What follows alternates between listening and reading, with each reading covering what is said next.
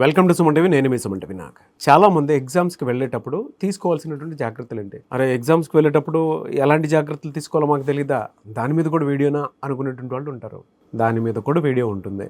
ఎందుకు అని అంటే చాలామందికి ఎగ్జామ్ సెంటర్లో ఇన్విజిలేషన్స్ లేరు కదా, మనల్ని ఎవరు అబ్జర్వ్ చేయట్లేదు కదా అనుకునేటువంటి ఆలోచన మీకు ఉంటుంది కదా. లేదు, ఎవ్రీథింగ్ అబ్జర్వేషన్లోనే ఉంటుంది. మనం చేసేటువంటి చిన్న చిన్న మిస్టేక్సే మనల్ని జైలు వరకు పంపించేటువంటి అవకాశం ఉంటుంది. కాబట్టి వీడియో మొత్తం పూర్తిగా చూడండి.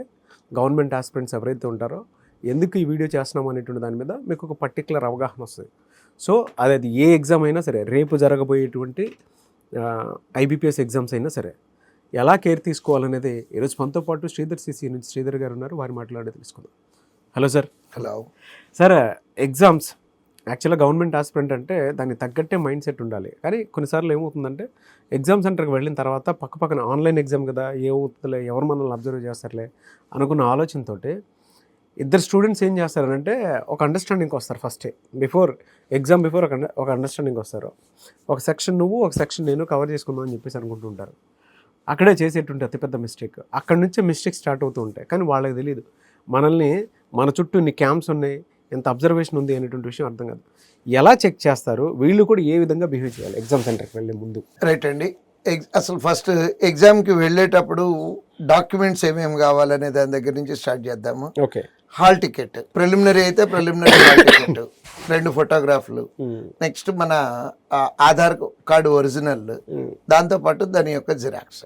మెయిన్స్ ఎగ్జామ్కి వెళ్ళేటప్పుడు ప్రిలిమినరీ ఎగ్జామ్ యొక్క హాల్ టికెట్ మీద వెరిఫైడ్ స్టాంప్ వేసి ఉంటారు. అది దాంతోపాటు ఆ రోజు వెరిఫై చేసినటువంటి Aadhaar card xerox, next mains hall ticket, ఈ కంపల్సరీగా తీసుకెళ్ళాలి. లోపలికి వెళ్ళేటప్పుడు టైంకి వెళ్ళాలి. ఎందుకని టైంకి వెళ్ళాలి? మామూలు ఎగ్జామ్స్లో అయితే గ్రేస్ పీరియడ్ ఉంటుంది, అంటే ఒక 5 నిమిషాలు లేట్ ఇచ్చినా అలౌ చేయటం. బట్ ఈ ఎగ్జామ్స్లో గ్రేస్ పీరియడ్ అనేది ఉండదండి. టైంకి ఆన్ డాట్, అంటే దాంట్లో ఎంట్రీ టైం ఉంటుంది. ఆ ఎంట్రీ ఎంతవరకు ఇస్తారనేది కూడా హాల్ టికెట్లో మెన్షన్ చేస్తారు. ఆ మెన్షన్ చేసిన టైంని సీరియస్గా ఫాలో అవ్వాల్సిందే. 1 సెకండ్ లేట్ అయినా కానీ లోపలికి ఎంట్రీ ఇవ్వరు. నెక్స్ట్, ఈ పిల్లలకి, డిగ్రీ చదివినటువంటి పిల్లలకి యూజువల్గా ఉండేటటువంటి అలవాటు ఏంటంటే కాపీ కొట్టడం. ఇన్విజిలేటర్ లేడు కదా, కాపీ కొడదాం అనుకుంటారు. కానీ ఈ కాంపిటేటివ్ ఎగ్జామ్ల్లో సాఫ్ట్వేర్తోనే కాపీ కొట్టిన వాళ్ళని పట్టుకోవచ్చండి.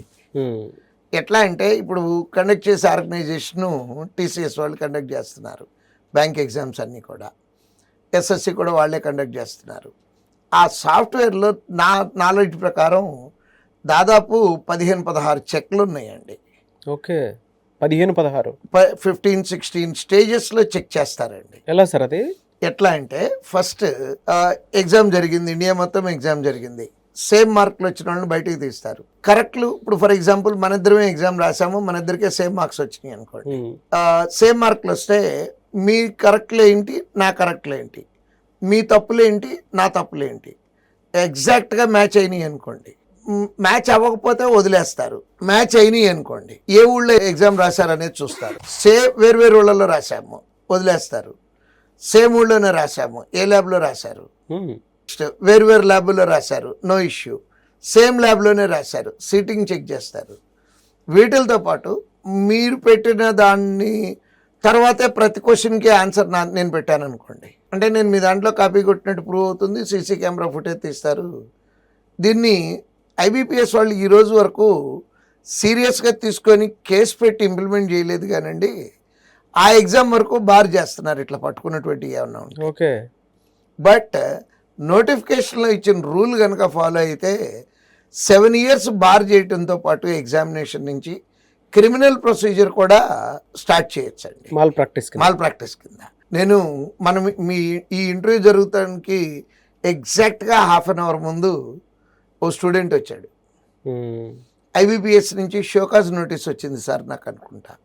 షోకాజ్ నోటీస్ అంతా చదివితే క్లియర్గా ఇప్పుడు మనం మాట్లాడుకున్నాయి, అంటే ఏ క్లాస్ కింద అతన్ని బుక్ చేశారు అనేది ఆ షోకాజ్ నోటీస్లో క్లియర్గా మెన్షన్ చేశారండి.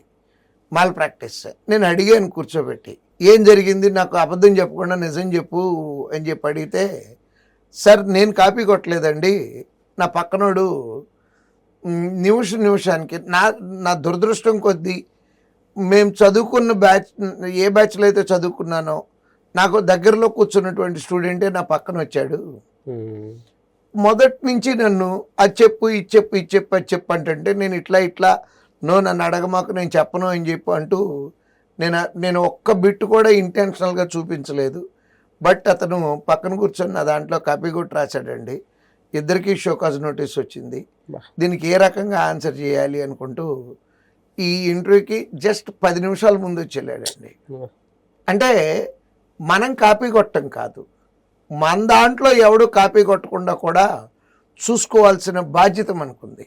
అతను అదే అడిగాడు. నేను క్లాస్లో రెగ్యులర్గా ఎగ్జామ్కి పంపించేటప్పుడు చెప్పి పంపిస్తాను ఇలా చూసుకోవాలి అని. సరే ఆడు తెలిసినోడు అయ్యాడు, మరి ఆడు నిమిషానికి మాట్లాడుతున్నాడు. నన్ను ఏం చేయమంటారంటే ఇన్విజిలేటర్ కంప్లైంట్ చేసి ఉండాల్సింది నువ్వు. ఆడి జీవితంతో పాటు మన జీవితం కూడా పోతుంది ఇక్కడ. నెక్స్ట్ అది ఎంత సిల్లీ థింగ్స్ పట్టుకోవచ్చు అంటేనండి, యూజువల్గా రఫ్ షీట్లు ఇస్తారు అందరికీ. రఫ్ షీట్లు మనం పట్టుకెళ్ళకూడదు, వాళ్ళే ఇస్తారు రఫ్ షీట్లు. అవును. ఇచ్చినప్పుడు రఫ్ షీట్ మీద రోల్ నెంబర్ వేయాలి. మీ రఫ్ షీట్ మీద మీ రోల్ నెంబర్ వేయాలి, నా రఫ్ షీట్ మీద నా రోల్ నెంబర్ వేయాలి. పొరపాటున గాలికి నా రఫ్ షీట్ కొట్టుకొచ్చి మీ దగ్గర గాలికి అంటే అక్కడ ఉన్నటువంటి పరిస్థితులకి కొట్టుకొని వచ్చి మీ దగ్గర పడింది అనుకుందాము.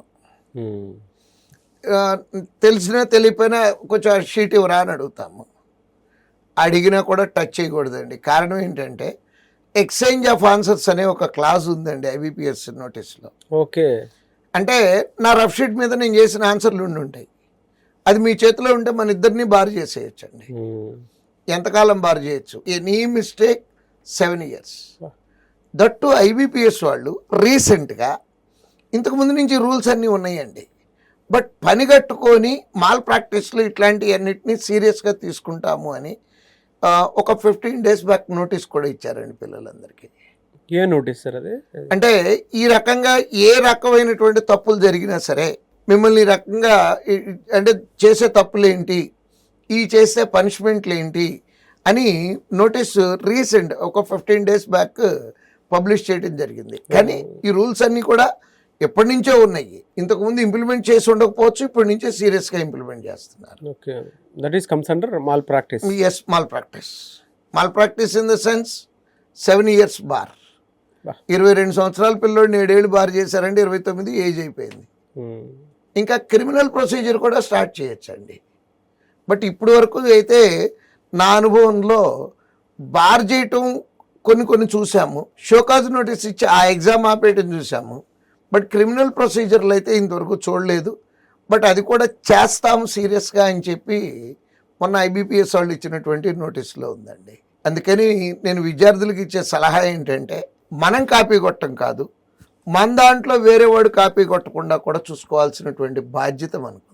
మీరు ఇలా మాట్లాడుతుంటే భయంగా అనిపించింది ఒకటే సరే. అంటే స్టూడెంట్ ఏజ్లో ఉన్నప్పుడు మనకేం అర్థం కాదు, కానీ చేసే మిస్టేక్ ఆ సరౌండింగ్లో అంటే ఆ సర్కమ్స్టాన్సెస్లో ఎగ్జామ్కి ముందు ఇద్దరు ఒక మాట అనుకొని ఎగ్జామ్స్ రాసేటప్పుడు ఎవరో మనల్ని అబ్జర్వ్ చేయట్లేదు అనుకునేటువంటి వాళ్ళు ఎక్కువ మంది ఉంటారు. కానీ మీరు చెప్పిన తర్వాత అర్థమైంది ఇన్విజిలేటర్ అవసరం లేదండి, పట్టుకోవడానికి టెక్నాలజీ ఉంది. Yes, true sir. నేవే sir, thank you so much. ఎందుకంటే ఎగ్జామ్స్కి బిఫోరే ఈ వీడియోని మీరు మాకు ఇస్తున్నందుకు we are very happy. Thank you so much Sridhar sir. So ఎవరు ఎక్కడి నుంచైనా అప్రోచ్ అవ్వచ్చా మిమ్మల్ని? అప్రోచ్ అవ్వాలంటే డెఫినెట్గా మాకు ఫీడ్బ్యాక్ సిస్టమ్ అనేది ఒకటి ఉంటుందండి. ఏ బ్రాంచ్లో స్టూడెంట్ అయినా వాళ్ళకి కష్టం కలిగితే ఫీడ్బ్యాక్ అని వాళ్ళ అకౌంట్లోనే ఉంటుంది. అది కనుక పెడితే దాన్ని నేనే చదువుతాను. అవసరాన్ని బట్టి ఫోన్ చేసి కూడా పిల్లోడికి కష్టం బాగా ఎక్కువ ఉంది అంటే నా అంతటి నేను ఫోన్ చేసి కూడా మాట్లాడతాను. Great sir. ఆ ఫీడ్బ్యాక్లన్నిటికీ ఆన్సర్ కూడా నేనే పెడతానండి. ఒక్కొక్క టీచర్గా కాకుండా ఫాదర్హుడ్ నేచర్ తోటి స్టూడెంట్స్ని గైడ్ చేస్తాం. డెఫినెట్గా అండి. మేము మా పిల్లలతో నిజం చెప్తున్నాం, ఎవరు నమ్మరు. మేము మా పిల్లలతో గడిపే టైం కన్నా ఈ పిల్లలతో గడిపే టైం ఎక్కువ అండి. True sir. Anyways thank you so much Sridhar sir. Thank you.